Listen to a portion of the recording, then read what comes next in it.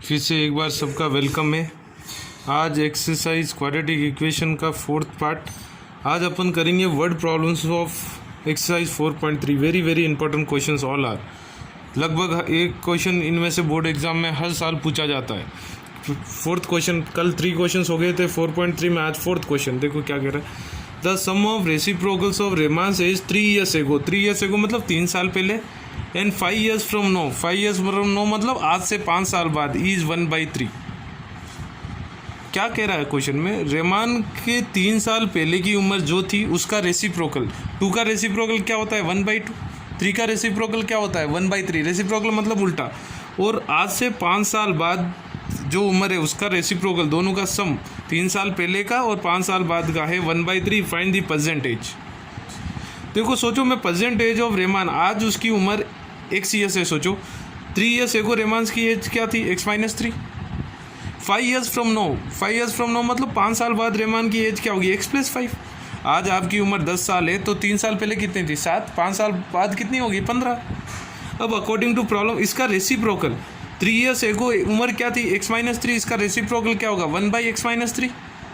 5 साल बाद रेमांस की एज क्या होगी? x+5। इसका रेसिप्रोकल क्या होगा? 1/x+5।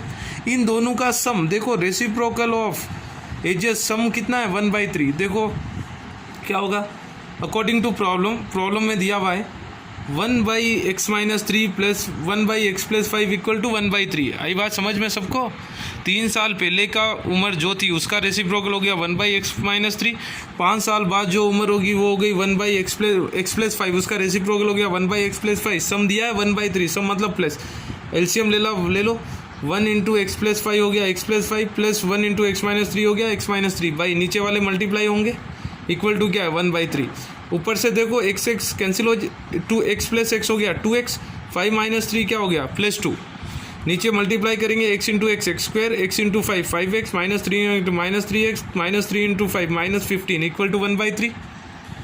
क्रॉस मल्टीप्लाई कर दो 3 इंटू 2x 6x 2 इंटू 3 6 हो गया। इधर 1 इंटू 5 - 3 क्या होगा? 2x होगा ना। x² into 1 x², 2x into 1 2x -15 into 1 -15। अब LHS को RHS लेके जा रहा हूँ। x² plus 2x -15 as it is plus 6x क्या होगा? -6x प्लस 6 क्या जाएगा? RHS -6। आई बात समझ में? अब देखो अब क्या होगा? x² प्लस 2x -6x क्या हो गया? -4x। -15 -6 हो गया -21। अब इसको स्प्लिटिंग करना है। -4 को 2 पार्ट में डिवाइड करना है, जिससे अपने -4 आए, मल्टीप्लाई किए तो -21 आए। -7 प्लस 3 -7 प्लस 3 क्या होगा? -4। -7 इंटू 3 क्या होगा? -21। स्प्लिटिंग आना चाहिए। अगर स्प्लिटिंग नहीं आता तो क्वाड्रेटिक फार्मूला से फाइंड आउट कर लो इसका रूट्स। अब इस फर्स्ट दोनों में से x कॉमन ले लिया, क्या बचेगा? x-7। सेकेंड दोनों में से +3 कॉमन ले लिया। इधर x और 27 कितने टाइम जाएगा? 3 में 7। अब x into x-7 3 into x-7 common क्या? x-7। इधर क्या बच गया? x। इधर बच गया +3। अब x equal to x not equal to -3। क्यों? उम्र कभी भी -3 साल। x क्या है? परसेंटेज ऑफ रेमान है, तो रेमान की परसेंटेज -3 नहीं हो सकता। नेगेटिव तो साल कोई बोलते हैं क्या मैं -2 साल का हूँ? कभी नहीं। तो उम्र क्या है? रेमान की परसेंटेज क्या है? 7 years। ठीक है, चलो 5th क्वेश्चन देखते हैं क्या कह रहा है। एक शेफाली एक लड़की थी, उसको इंग्लिश और मैथ्स में दोनों में मिला के 30 मार्क्स आए। मैथ्स और इंग्लिश में मिला के, दोनों सब्जेक्ट का मिला के उसको टोटल 30 मार्क्स आए। सोचो मैं अगर इंग्लिश का मार्क्स x ले लेता हूँ, लेट इंग्लिश मार्क्स भी x, तो मैथ्स में कितने आए होंगे? 30 - x। क्योंकि दोनों मैथ्स और इंग्लिश मिलके 30 आए। अगर इंग्लिश का x तो मैथ्स में क्या होगा? 30 - x। अब क्या कह रहा है? अगर उसको 2 मार्क्स मैथ्स में मोर आता, मैथ्स में 2 मार्क्स मोर मतलब ज़्यादा आता। मैथ्स में कितने मार्क्स आ रहे थे? 30 - x। मोर 2 मोर तो +2 हो गया। 30 + 2 क्या हो गया? 32 - x। ये -x एज इट इज़। अगर मैथ्स में 2 मार्क्स मोर आते तो मैथ्स के मार्क्स कितने हो जाते? 32 - x हो जाता। और 3 marks less in English, 3 marks English में कम आता, तो इंग्लिश में कितने मार्क्स आ रहे थे? x। 3 मार्क्स लेस तो x-3। अब दोनों का प्रोडक्ट, 2 मार्क्स मैथ्स में ज़्यादा आता और इंग्लिश में 3 मार्क्स लेस आता, तो दोनों मार्क्स जो आए हैं उनका प्रोडक्ट होता 210। मैथ्स में कितना है? 32 - x। इंग्लिश में क्या है? x-3। तो x-3 इंटू 32 - x प्रोडक्ट कितना है? प्रोडक्ट मतलब मल्टीप्लीकेशन इक्वल टू 210।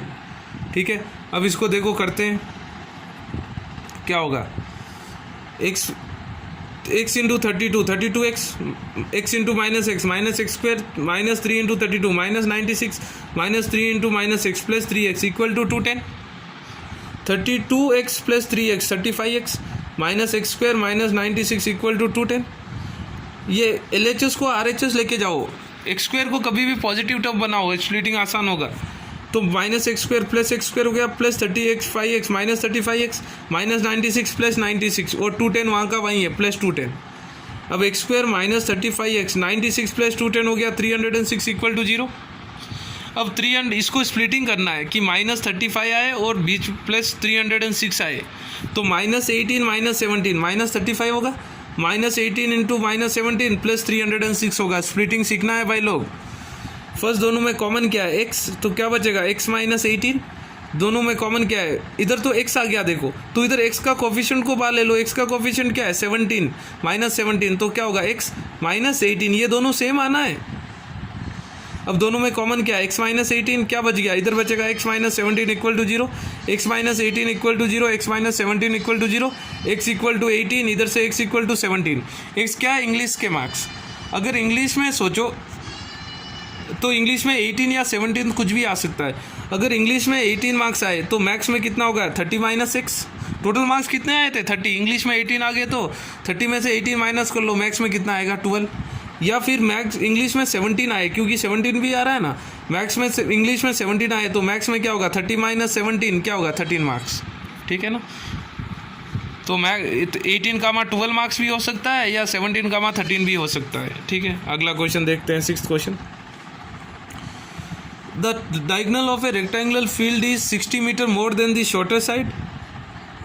जो डायगनल होता है, रेक्टेंगल मतलब सब एंगल 90 डिग्रीज, उसका जो डायगनल होता है उस वो डायगनल लेंथ क्या है 60 metre more than the shorter side. Shorter side क्या होता है ब्रेथ, और जो लॉन्गर साइड है वो शॉर्टर साइड से 30 मीटर ज़्यादा है। तो find the side of the field पूछ रहा है। फील्ड कैसा है रेक्टेंगल, देखते हैं, बहुत आसान क्वेश्चन है। देखो शॉर्टर साइड ये ब्रेथ में x ले लिया, अब डायगनल ये हो गया, डायगनल की लेंथ क्या है शॉर्टर साइड से 60 मीटर ज़्यादा, तो क्या हो गया x प्लस 60, क्योंकि शॉर्टर साइड x है। लॉन्गर साइड क्या है शॉर्टर साइड से 30 मीटर ज़्यादा, शॉर्टर साइड क्या है x, तो लॉन्गर साइड क्या हो गया x प्लस 30। अब ट्राइंगल ABC में देखो ये 90 डिग्रीज होगा, क्योंकि हर एक एंगल 90 डिग्रीज होता है रेक्टेंगल में। तो पाइथागोरस थ्योरम से क्या होगा AC square equal to AB square plus BC square. AC क्या है x प्लस 60 का whole square equal to BC की AB क्या है AB हो गया x plus 30 whole square plus BC square हो गया x होल स्क्वायर। ये x प्लस 60 का होल स्क्वायर क्या होगा a plus B whole square, x square plus 120x plus 3600, a plus B whole square formula लगाया हूँ। x a क्या है x b क्या है 60, a plus B whole square formula, x square का तो एक्स स्क्वायर हो गया, x प्लस 30 का होल स्क्वायर क्या होगा x square plus 2 into 30 into x 60x plus b square, 30 का होल स्क्वायर 900। अब LHS को RHS लेके जा रहा हूँ। LHS को RHS क्या हो गया x square plus x square 2x square plus 60x plus 900। LHS को RHS लेके जाऊँगा तो माइनस एक्स स्क्वायर हो गया प्लस 120 हो गया माइनस 120 प्लस 3600 हो गया माइनस 3600। अब 2 एक्स स्क्वायर में से 1 एक्स स्क्वायर गया तो क्या बच गया 1 एक्स स्क्वायर। फिर क्या है x को देखो 60x माइनस 120x क्या बचेगा माइनस 60x।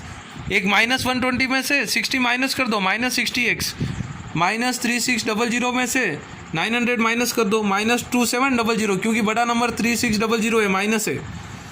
अब मुझे कितना आना है बीच में आना है माइनस 60, इधर आना है माइनस 2700 प्लस 90 माइनस 30, 90 में से 30 माइनस करोगे तो कितना आएगा 60, 90 इंटू माइनस 30 कर लो माइनस 2700 आएगा।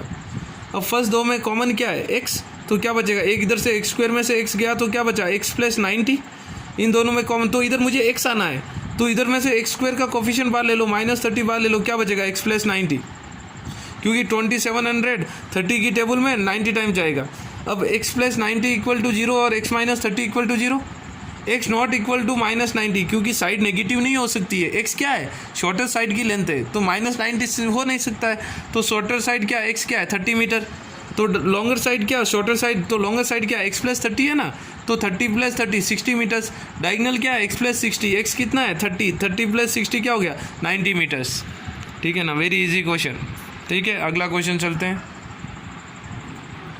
क्या कह रहा है देखो 7th question. The difference of squares of two numbers, दो नंबर्स का स्क्वेयर का डिफरेंस है 180। नंबर का मतलब 4 और 2 नंबर है, उनका स्क्वायर का डिफरेंस मतलब 4 का स्क्वायर 16, 2 का स्क्वायर 4, 16 माइनस 4 क्या होगा 12 डिफरेंस। वैसा ही दो नंबर्स का डिफरेंस ऑफ स्क्वायर से 180। Square of smaller number is 8 times the larger number, जो बड़े छोटे नंबर का स्क्वायर है वो क्या 8 टाइम्स द लार्जर नंबर है, 8 times the square of larger number नहीं है, 8 टाइम्स द लार्जर नंबर।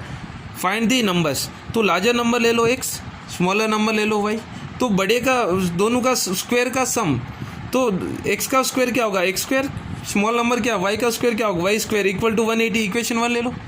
अब सेकेंड कैसा बनेगा देखो, square of smaller number is 8 times the larger number, smaller number का स्क्वायर, स्मॉलर नंबर क्या है y का स्क्वायर क्या होगा y स्क्वायर इक्वल टू क्या 8 times the larger number, 8 times मतलब मल्टीप्लीकेशन, 8 इंटू लार्जर नंबर क्या है x, इधर स्क्वायर मत लगाना, खाली 8 टाइम्स द लार्जर नंबर बोला है, ठीक है।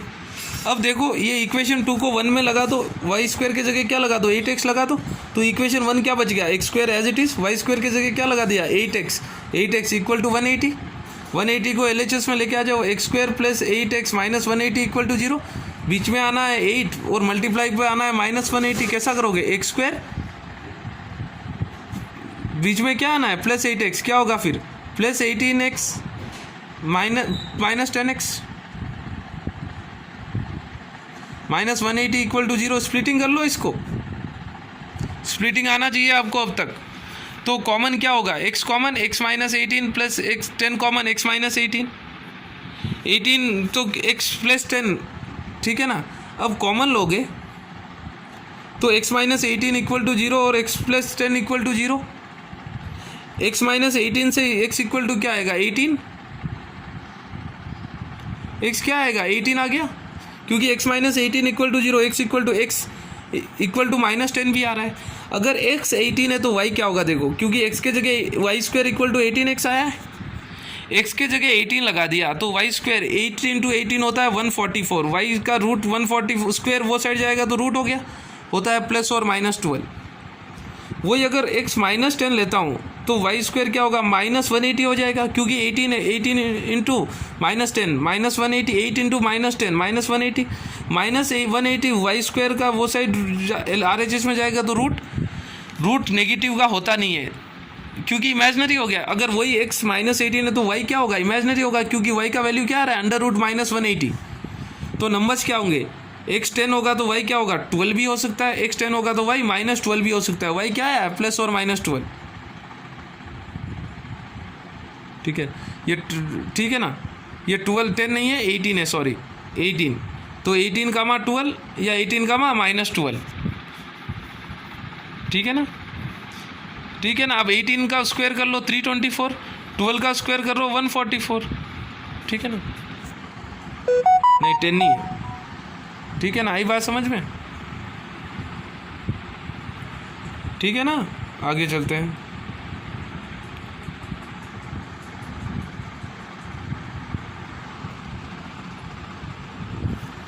The distance travelled by A train is 360 kilometre, एक ट्रेन 360 किलोमीटर जा रही है, ये स्पीड वाले problem very very important, with uniform speed, एक यूनिफॉर्म स्पीड मतलब एक लगातार सेम स्पीड से। अगर स्पीड 5 किलोमीटर पर आवर ज़्यादा होता तो ट्रेन 1 घंटा कम लेती, क्योंकि स्पीड ज़्यादा हो तो टाइम कम, सीधी बात है। तो बताओ कि स्पीड ऑफ ट्रेन क्या था, बहुत आसान क्वेश्चन है लेकिन लॉजिक लगाना है। टाइम इक्वल टू क्या होता है डिस्टेंस अपॉन स्पीड। अब देखो मैं ओरिजिनल जो स्पीड यूनिफॉर्म स्पीड थी उसको ले लियो x किलोमीटर पर आवर।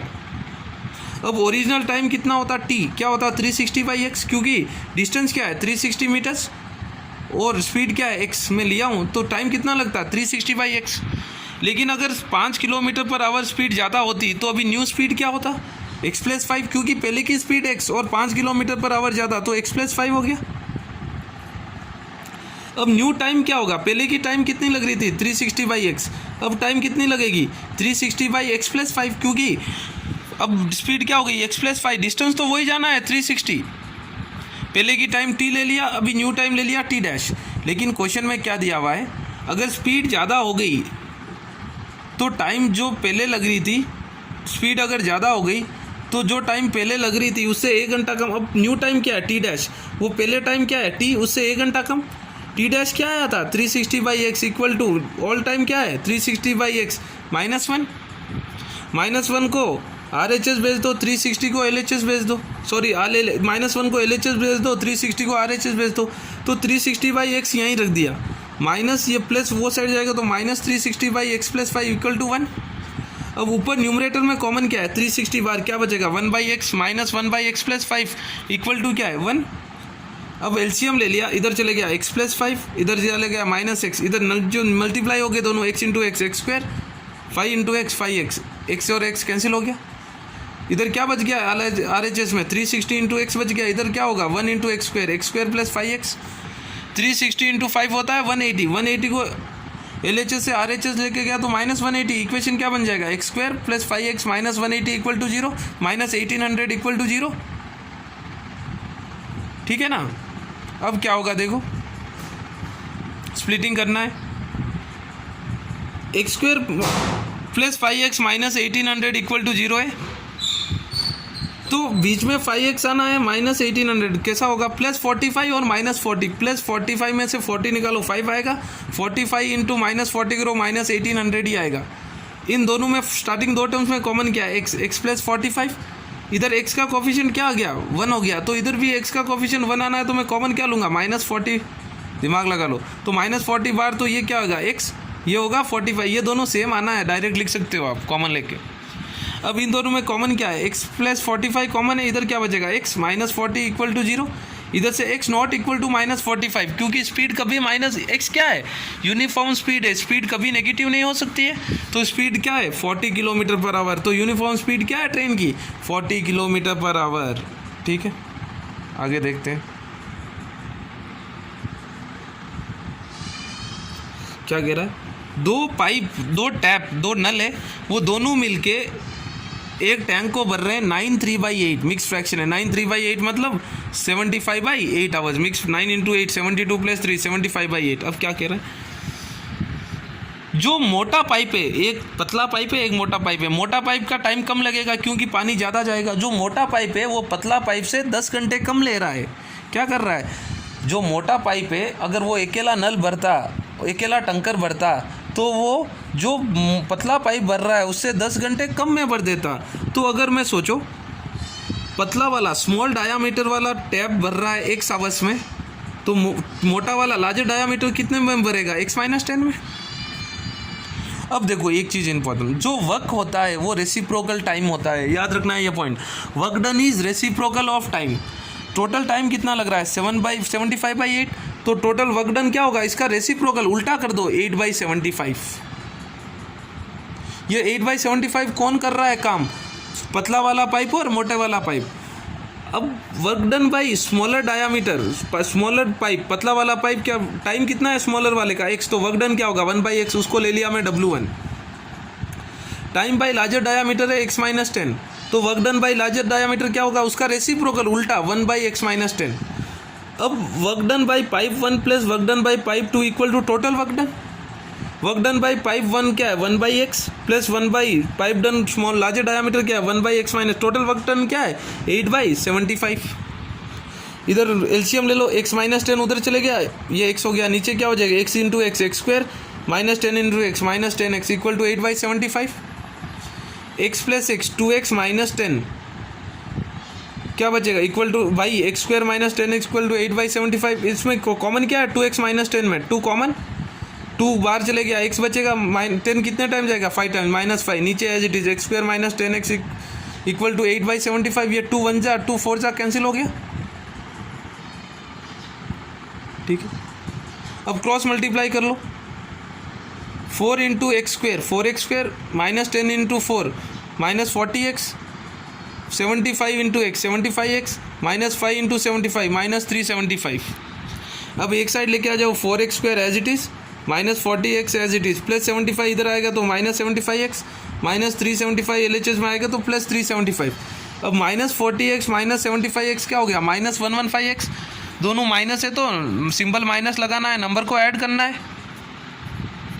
अब देखो स्प्लिटिंग करना है, ये कितना आना चाहिए 4 × 35 3750 कितना होता है, ये होता है 1500, कितना होता है 1500 आना चाहिए और बीच में आना चाहिए -115।